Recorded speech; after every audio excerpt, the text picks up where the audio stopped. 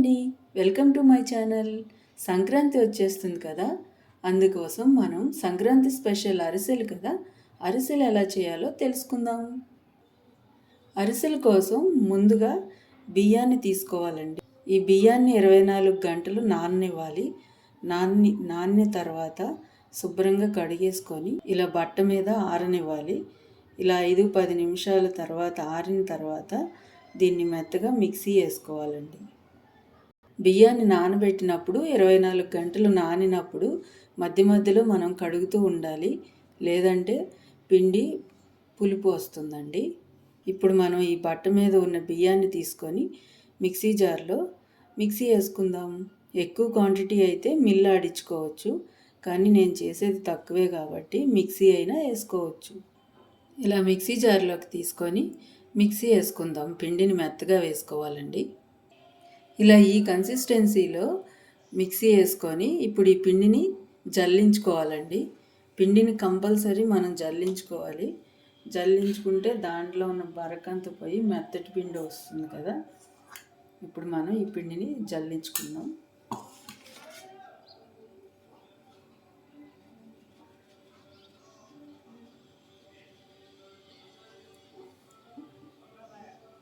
ఇప్పుడు ఈ పిండి అంతా ఇలా జల్లించేసుకున్నాం కదండి, ఇలా మెత్తగా వచ్చింది కదా. ఇప్పుడు దీన్ని ఒక గిన్నెలో తీసుకొని పెట్టుకోవాలి. ఇదిగో చూడండి, ఇలా ఉండకట్టాలి. ఇలా అంటుంటే ఇప్పుడు పర్ఫెక్ట్గా పిండి రెడీ అయిపోయిందండి. ఇప్పుడు ఈ పిండి ఆరిపోకుండా ఉండాలి కదా, అందుకే ఒక గిన్నెలో తీసుకొని పెట్టుకుందాము.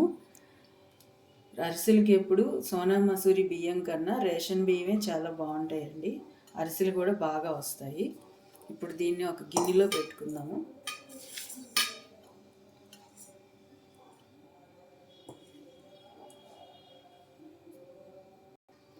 ఇలా గిన్నెలో తీసుకొని ఇలా ఒత్తుకొని పెట్టుకోవాలండి. అప్పుడు పిండి అనేది ఆరకుండా ఉంటుంది. ఇప్పుడు దీన్ని మీద మూత పెట్టేసుకొని పక్కన పెట్టేసుకుందాం. ఇప్పుడు మరో గిన్నె తీసుకొని బెల్లం పాకం పట్టుకుందాం. ఇప్పుడు మనం 1 కప్పు బియ్యం తీసుకున్నాం కాబట్టి 3/4 కప్పు బెల్లం తీసుకోవాలండి. అప్పుడు కరెక్ట్గా సరిపోతుంది. ఈ 3/4 కప్పు బెల్లానికి 1/2 కప్పు వాటర్ యాడ్ చేసుకొని పొయ్యి మీద పెట్టుకుందాం. ఇప్పుడు పొయ్యి మీద ఇలా గిన్నె పెట్టుకొని బెల్లం వేసుకోవాలి కదా. ఈ బెల్లం అంతా కరిగిన తర్వాత ఈ బెల్లంలో నలకలు అవి ఉంటాయి కదండి, దీన్ని వడపోసుకోవాలి.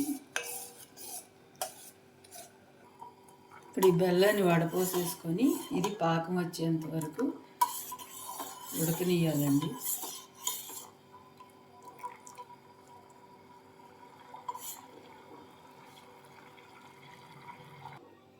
ఇది పాకం వచ్చేసిందండి. ఇలా వాటర్లో యాడ్ చేసి చూస్తే ఇలా కట్టినట్టు రావాలి. ఇప్పుడు ఇది పర్ఫెక్ట్ పాకం వచ్చేసింది.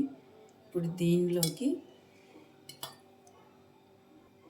యాలకుల పొడి, నువ్వులు, కాస్త నెయ్యి యాడ్ చేసి కలిపేసుకొని ఇప్పుడు మనం ముందుగా రెడీ చేసి పెట్టుకున్న ఈ తడిపిండిని దీనిలోకి యాడ్ చేసుకోవాలండి. ఇలా చాలా స్పీడ్గా దీనిలోకి యాడ్ చేసుకొని బాగా తిప్పాలండి. లంప్స్ ఏమి లేకుండా బాగా తిప్పి పిండిని రెడీ చేసుకోవాలి. అరిసెలకు కావాల్సింది.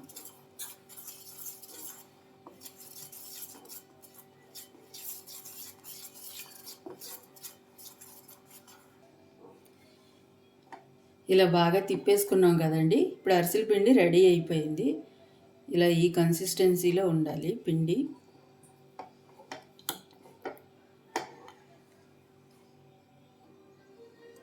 ఇప్పుడు దీనిలోకి కాస్త నెయ్యి యాడ్ చేసుకొని పక్కన పెట్టుకోవాలి. ఇలా పైన నెయ్యి యాడ్ చేయటం వల్ల పిండి మెత్తగా ఉంటుందండి. ఇప్పుడు దీన్ని పక్కన పెట్టేసుకుందాం. ఇప్పుడు ఈ పిండిని ఇలా తీసుకొని ఉండ చేసుకొని అరిసెలాగా ఒత్తుకుందామండి.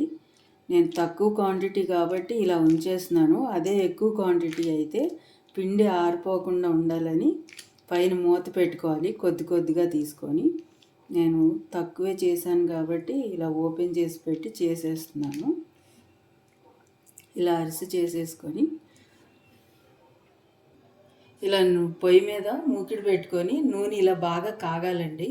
బాగా కాకుండా వేస్తే అరిసె అనేది పొంగదు, గట్టిగా అవుతాయి. తర్వాత నూనె బాగా కాగిన తర్వాత మీడియం ఫ్లేమ్లో పెట్టుకొని ఇప్పుడు మనం అరిసెను వేసుకోవాలండి.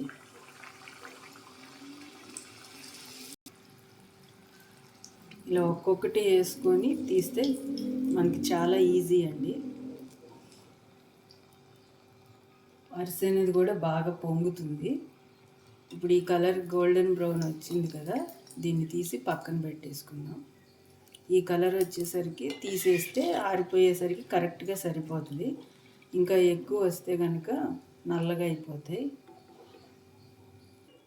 అరిసెని ఇలా పక్కన తీసుకొని పెట్టుకొని ఈ అరిసెని ఒత్తుకోవాలండి. అరిసె చెక్కలు ఉంటాయి, చెక్కలు ఉంటే దాంట్లో పెట్టైనా ఒత్తుకోవచ్చు. లేదంటే మీ ఇంట్లో అరిసె చెక్కలు లేకపోతే ఇలా ప్లేట్లో పెట్టుకొని ఇలా నొక్కాలండి. ఇలా నొక్కితే దీనిలోనే ఎక్స్ట్రా ఆయిల్ అంతా పోయి ఇలా పర్ఫెక్ట్గా తయారవుతుందండి. ఇప్పుడు దీన్ని తీసి పక్కన ప్లేట్లో పెట్టుకుందాం. అలాగే మరొకటి ఇలాగే చేసుకుందాం.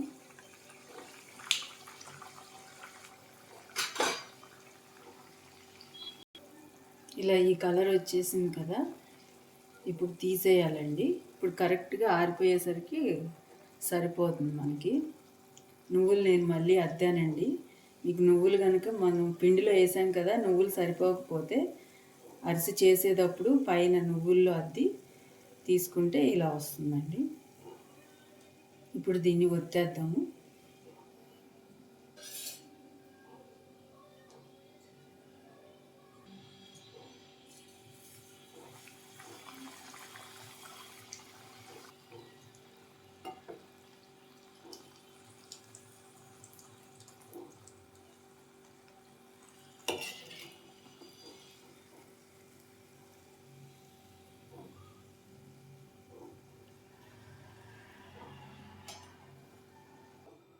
ఇలా అరిసెల చెక్కతో నొక్కిన తర్వాత ఇలా వచ్చినాయండి.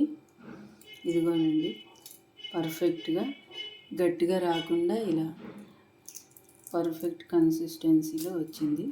క్రిస్పీగా చాలా బాగున్నాయి కదా, చూస్తానికి. నచ్చితే ఇలా నువ్వులు పైన జల్లటం వల్ల ఇలా వచ్చినాయి. నేను మీకు చూపించడం కోసం కొన్ని నువ్వులు వేయకుండా కొన్ని నువ్వులు వేసి చేశాను. ఇలా నువ్వులు ఊడిపోకుండా ఉండాలంటే కాస్త పాలల్లో కలిపి వేస్తే ఇలా అంటుకుపోయి ఉంటాయి. అంతేనండి, వెరీ టేస్టీ అండ్ సింపుల్గా సంక్రాంతి స్పెషల్ అరిసెలు రెడీ అయిపోయినాయి. ఇలా తక్కువ కన్సిస్టెన్సీలో వేసుకొని చాలా సింపుల్గా ఇలా చేసేసుకోవచ్చండి. నచ్చితే మీరు కూడా ట్రై చేసి ఎలా ఉందో కామెంట్ చేయండి. అలాగే లైక్ చేయండి, షేర్ చేయండి, సబ్స్క్రైబ్ చేసుకోండి. Thanks for watching.